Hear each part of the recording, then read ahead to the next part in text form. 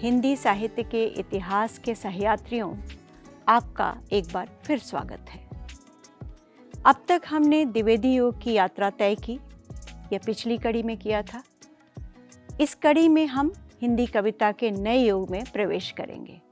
यह युग छायावाद का होगा। छायावाद अपने पूर्ववर्ती कविता आंदोलन से पूर्णतः भिन्न था। यह सामाजिक सांस्कृतिक दृष्टि से भी बिल्कुल अलग था। इस युग में उपनिषद, रामायण, महाभारत जैसे ग्रंथों के आधार पर रचना हुई, किंतु दूसरी तरफ शैव, वैष्णव, बौद्ध और अरविंद दर्शन इसकी चेतना के मूल में थे। यही कारण है कि इस युग की कविताओं में इन दर्शनों की गहरी छाप दिखाई देती है। कहीं विवेकानंद दिखाई पड़ेंगे, कहीं शैव दर्शन दिखाई पड़ेगा, तो कहीं बौद्ध दर्शन। इसके अलावा इस युग, समाज और इतिहास की कविताएं देखने को मिलेंगी। आइए देखते हैं इस युग की कविताओं का काव्य रूप और काव्यबिंब कैसे बदल रहा था। कविताओं की सामाजिक उपादेयता कैसी थी।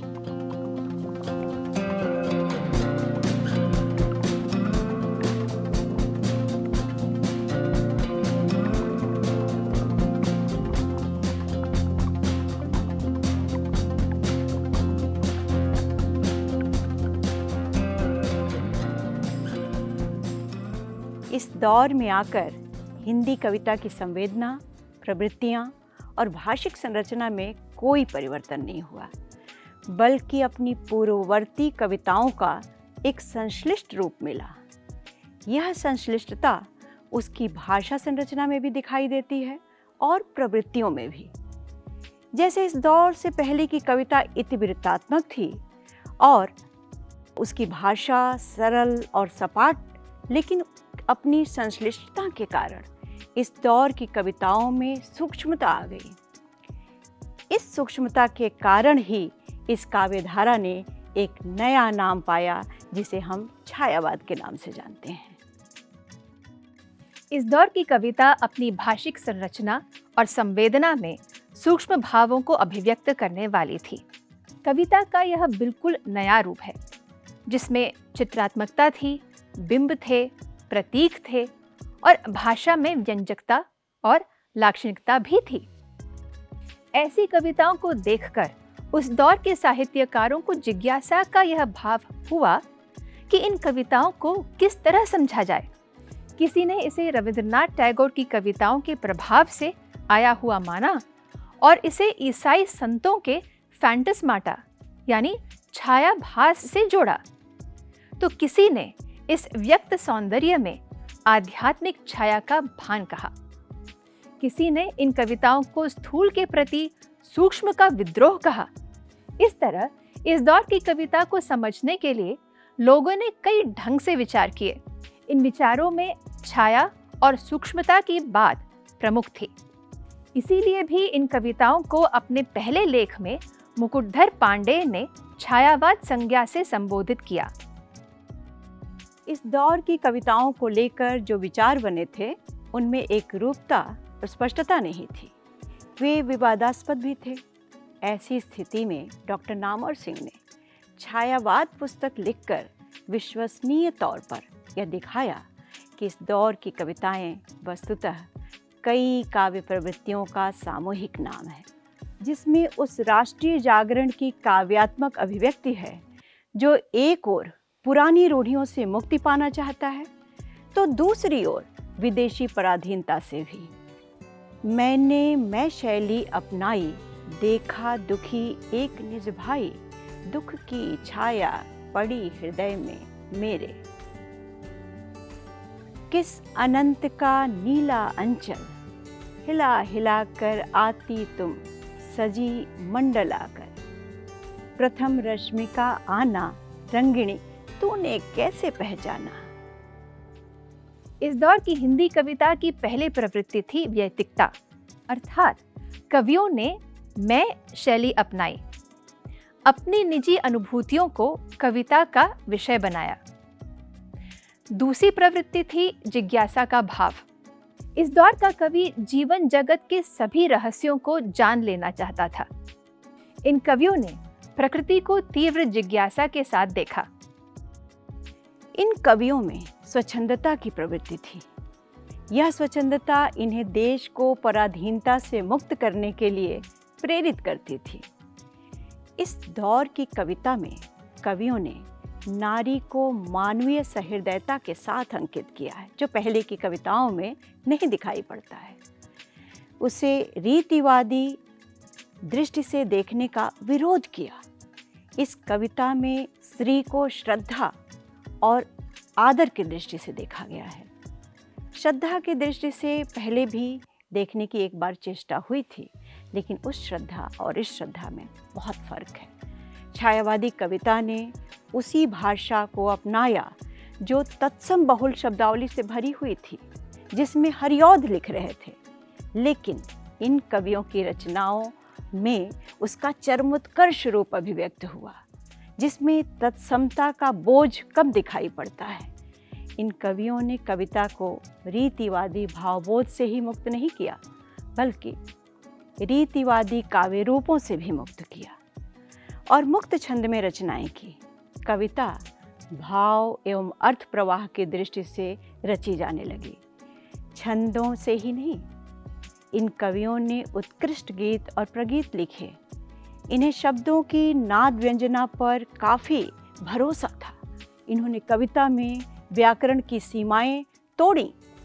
जागो फिर एक बार समर में अमर कर प्राण, सैंधव तुरंगों पर चतुरंग चमो संग आदि। हर कवि अपनी विशिष्ट दृष्टि के कारण ही अपना स्थान निर्धारित करता है। छायावादी कवियों की दृष्टि में विविधता थी, इसलिए इन कवियों के काव्य में भी यह विविधता आई। लेकिन कुछ प्रवृत्तियां ऐसी थीं जो सामान्यतः सब में दिखाई देती हैं। जैसे जयशंकर प्रसाद मूलतः प्रेम और आनंद के कवि हैं। इन्होंने आंसू में अपने मन के गहरे विषाद को लोक मंगल की भावना से जोड़ा। कहीं कहीं इनमें उत्कृष्ट वेदना का भाव सूफी कवियों जैसा है। प्रसाद ने जगत की नश्वरता के समक्ष मानव जीवन की नगण्यता को समझा और उनके काव्य में रहस्य भावना की भी अभिव्यक्ति हुई है। अपने इतिहास और दर्शन के ज्ञान को कामायनी में प्रबंध योजना से समन्वित करके अभिव्यक्त किया। इनकी प्रसिद्ध काव्य कृतियां हैं कानन कुसुम, प्रेम पथिक, महाराजा का महत्व, चित्राधार, आंसू, झरना, लहर और कामायनी। सूर्यकांत त्रिपाठी निराला ओज, औदात्य और विद्रोह के कवि माने गए हैं। उन पर वेदांत और विवेकानंद के दर्शन का प्रभाव था, इसलिए इनकी कविताओं में कहीं कहीं तो रहस्यवाद भी दिखाई पड़ता है। निराला श्रृंगार और तृप्ति के अकुंठ कवि कहे जाते हैं। इनकी कविताओं में बौद्धिकता का भरपूर दबाव और तर्क संगति है। इनकी तुलसीदास, सरोज स्मृति और राम की शक्ति पूजा में इस दौर का विषय यथार्थ और उससे उबरने की साधना प्रकट हुई है। निराला ने सरोज स्मृति तो अपनी कन्या की मृत्यु पर लिखा था। यह एक शोक गीत है।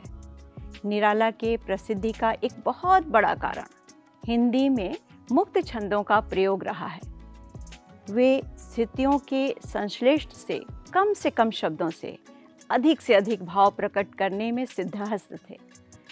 नाद योजना अर्थात शब्दों से ध्वनि पैदा करना उनकी काव्यात्मक विशेषता रही है। संगीत को काव्य के और काव्य को संगीत के अधिक निकट लाने का सबसे अधिक प्रयास निराला ने ही किया। ऐसे गीतों का संग्रह गीतिका में है। गीतिका तो शास्त्रीय रागों से बद्ध कविताओं का संग्रह है। निराला हिंदी कविता के ऐसे कवि हैं जिनकी प्रवृत्तियों से जुड़ना आज का कोई भी हिंदी कवि अपने को गौरवान्वित महसूस करता है। उनसे जुड़ना उसके लिए गौरव की बात होती है। इनकी प्रसिद्ध काव्य कृतियों में अनामिका जो 1923 में आई, परिमल जो 1930 में आया, गीतिका जो 1936 में आई, अपरा, कुकुरमुत्ता, अणिमा, बेला, नए पत्ते, ये सभी संग्रह उनके बहुत चर्चित हुए। बांधो न नाव इस ठाव बंधु, पूछेगा सारा गांव बंधु। यह घाट वही जिस पर हंसकर वह कभी नहाती थी धंसकर, आंखें रह जाती थी फंसकर, कपते थे दोनों पांव बंधु। बंधु शब्द का प्रयोग निराला ने पहली बार किया। हिंदी कविता में यह प्रयोग कम देखने को आता है। सुमित्रा नंदन पंत प्रधानतः संवेदनशील इंद्रिय बोध के कवि हैं। इनकी कविता ने छायावाद को प्रतिष्ठा दिलाने में बहुत महत्वपूर्ण भूमिका निभाई है। इनकी काव्य चेतना ने कई मंजिलें तय की हैं। आरंभ में वे प्राकृतिक सौंदर्य से अभिभूत हुए, फिर मानव सौंदर्य से। मानव सौंदर्य ने उन्हें समाजवाद की ओर आकृष्ट किया। समाजवादी दर्शन की ओर प्रवृत्त हुए। वे मानवतावादी कवि थे। अतिवादिता और संकीर्णता का उन्होंने विरोध किया। पंत जी की वीणा की कविताओं ने लोगों को बहुत आकर्षित किया। इसमें प्रकृति के सुंदर रूपों की आह्लादमयी अनुभूति कई जगह अभिव्यक्त हुई है। जिस मूर्तिमयी लाक्षणिकता का आभास पल्लव में अपने चरम पर पहुंची, वह वीणा से ही मिलने लगता है। पल्लव पंत जी की पहली प्रौढ़ रचना है। इसमें चित्रमयी भाषा, लाक्षणिक वैचित्र्य, अप्रस्तुत विधान आदि विशेषताएं प्रचुर हैं। पल्लव में रहस्यात्मक रचनाएं भी हैं, स्वप्न और मौन निमंत्रण। हालांकि यह रहस्य भावना सांप्रदायिक नहीं है, स्वाभाविक है। जगत के परमार्थिक रूप की जिज्ञासा की अभिव्यक्ति सुंदर रूप में हुई है। छायावाद के कवियों में प्रकृति के साथ सीधा प्रेम संबंध पंत जी का ही था। पंत जी की प्रमुख रचनाएं उच्छ्वास, पल्लव, वीणा, ग्रंथि, गुंजन, युगांत, ग्राम्या, स्वर्णधूलि, स्वर्ण किरण। लोकायतन इनका महत्वपूर्ण अंतिम काव्य है। लोकायतन पर ही इन्हें ज्ञानपीठ पुरस्कार प्रदान किया गया था। महादेवी वर्मा की कविताओं में करुणा की भावना और पीड़ा प्रधान है। इन पर बौद्ध दर्शन का प्रभाव था। आतुरता, प्रतीक्षा, समर्पण और जिज्ञासा का भाव इनकी कविताओं की प्रमुख विशेषता रही।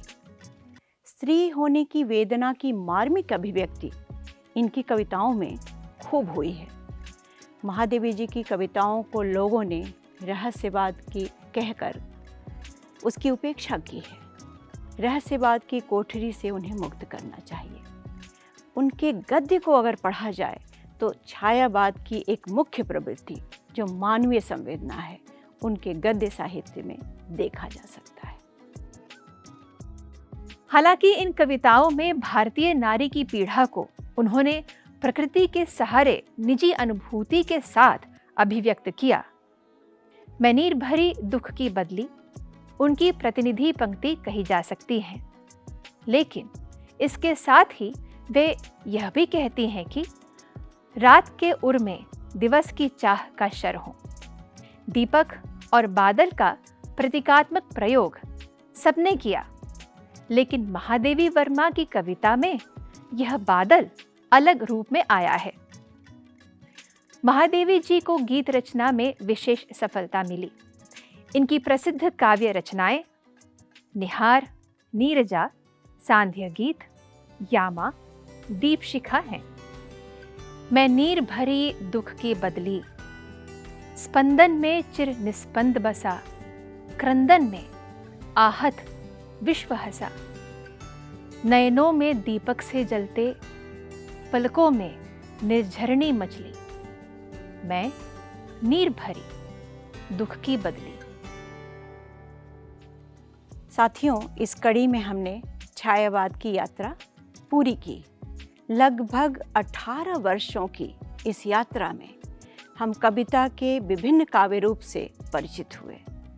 हमने यह भी जाना कि अपने पूर्ववर्ती युग से यह कैसे अलग था, कैसे द्विवेदी युग की इतिवृत्तात्मक और सपाट बयानी यहाँ आकर सूक्ष्म, और गतिशील बिंबों का रूप ग्रहण करती है। अब हम अगले चरण में आधुनिक कविता के भिन्न आंदोलनों की यात्रा तय करेंगे। तब तक के लिए विदा।